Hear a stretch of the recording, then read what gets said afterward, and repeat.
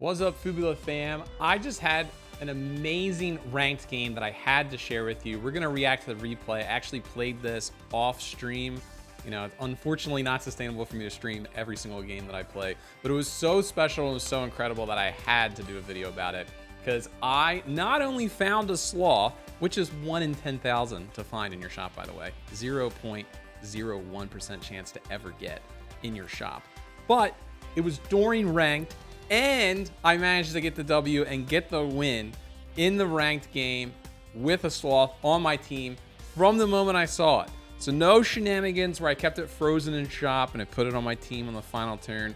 No like putting it on my team at the very end. No, I found this thing early on and I tried to give it good stats to make it a real unit and, you know, do it the way a true sloth enjoyer would want you to do it and get the win. So without further ado, let's just jump into the review of the ranked game and enjoy this amazing achievement together.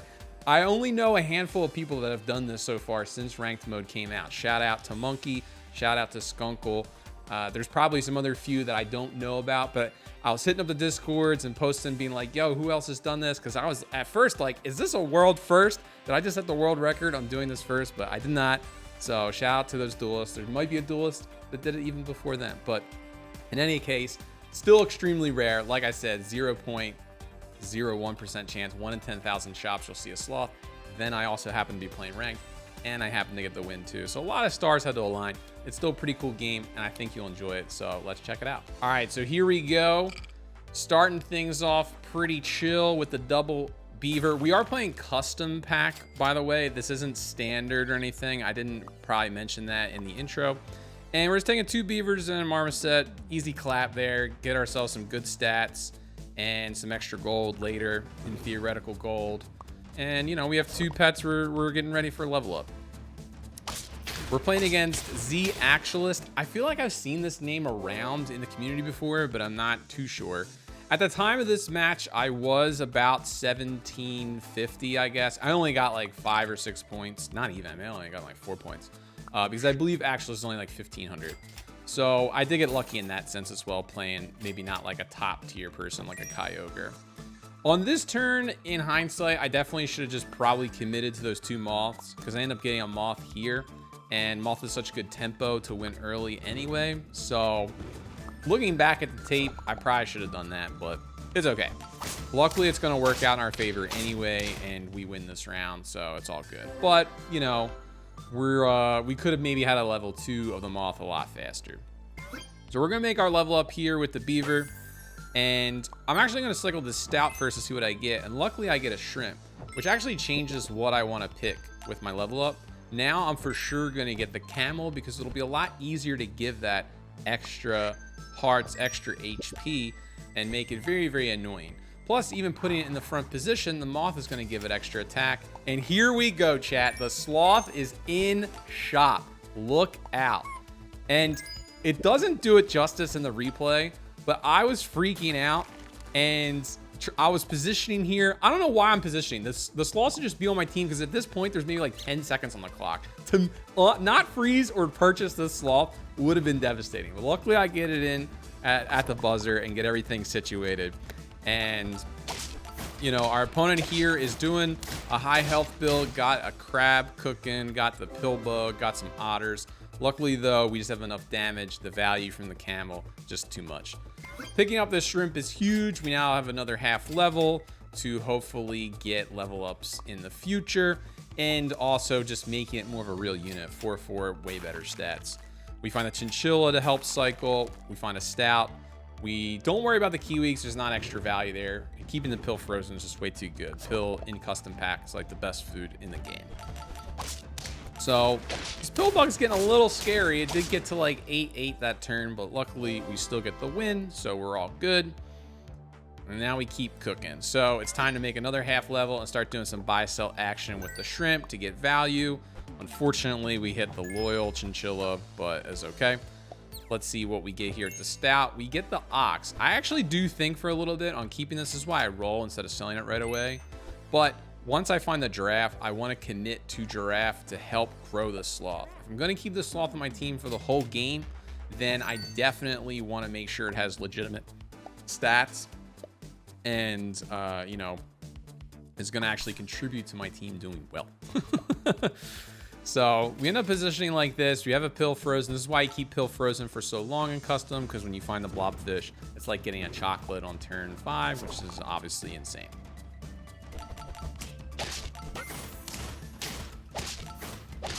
So luckily we break through their big units up front. They got the pill bug and the eel. It is starting to get a little scary, but luckily the score is 6-2. Things are looking great for us. Like, we haven't lost a round yet.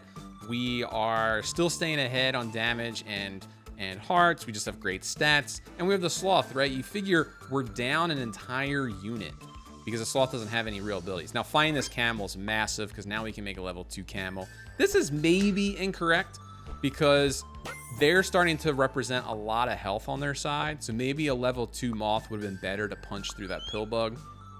But in general, we want to try and win these rounds. We are not trying to play for the real long term. Luckily, we hit a level up for the draft, which is insane for us.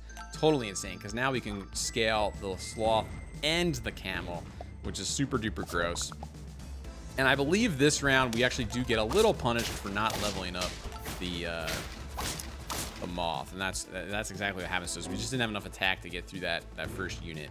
So this loss is a little scary, to be totally honest, because since we have a sloth on our team and it has no abilities, not really contributing besides like just getting extra stats, thanks to our scaling, we want to win as soon as possible, because we want to give our opponent time to, you know, come back and assemble like a really strong team of 5 pets, right? So we really want to tempo them out. We really want to win these early turns. So luckily we have this lead, but losing here is definitely scary. We really want to win like the next 2 turns for sure. Definitely 2 of the next 3. We don't want to go to an end game.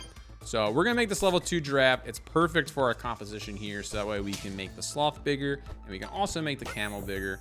And luckily we level up into stingray. I end up choosing flashlight, and here's my reasoning. We'll just pause to talk about this a little bit. The reason I go with flashlight is I could have gone with stinky sock, right?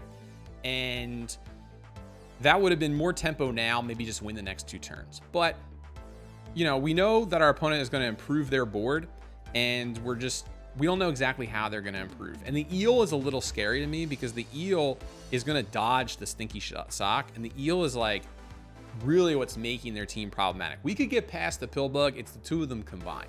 So my thought process here was, well, as long as we win one of the next 2, right? When this flashlight pops off and makes like our camel huge or something, we should definitely win that second round we really need. Or if something disastrous happens here, like let's say they get super duper strong, we're at least going to get the stats from the flashlight and hopefully win turns 9 and 10. And we never really truly get to tier 6s. So that's why I picked it. But I think there's an argument for either way. Like maybe just tempo them out with a stinky sock. Watching these fights, comment below if you did the math, or if you feel like stinky sock would have actually let us win even sooner. Who knows? So luckily we burst through just barely. The stats on the stingray really coming through there. So this is looking great. We have 5 hearts, but our opponent is on lethal. If we can win this turn, we are going to win a ranked game with Sloth on our team. This is the 3rd time we've blob pilled for a level up, which is so powerful. I do want to pause for a second. I did freeze this other stingray because in the event that we lose this next fight, I absolutely want to tech in this stingray to get stinky sock to close things out. So that's the reason why that is frozen. And we just take this cherry pie just to get max stacks right now. You can look at it sort of like a cupcake of sorts, because we just want to close things out and get that ranked W with the sloth. Now, how do things turn out for us on this fight? Let's see. Because their team has got some big booty pets. They got some real big booty pets, but luckily the tar comes through with the chili and we get the W. We clean up those back pets that don't have really high stats. And there you have it. W's in the comments, sloth W's in the comments, because we just got a ranked game win with the sloth. Unfortunately, I was playing this game offline, so I don't have like the true moment of when it happened live. But trust me, I got like 4 rating points. Wasn't that many rating points, but you know, it is what it is. But in any case, I'm not the first person to do this. Shout out to Monkey and Skunkle and some mystery duelist out there that probably got the world's first for doing this. But I'm happy to say that I am now in the small club of people that have gotten a ranked win with a Sloth on their team. Hopefully someday you get the opportunity and you make it into the club with us. And hopefully this video helps you figure out how to play with a Sloth and close out that W in ranked. So that way you can join the elite club, people that got a ranked win with a Sloth. And until then and during then, happy sapping.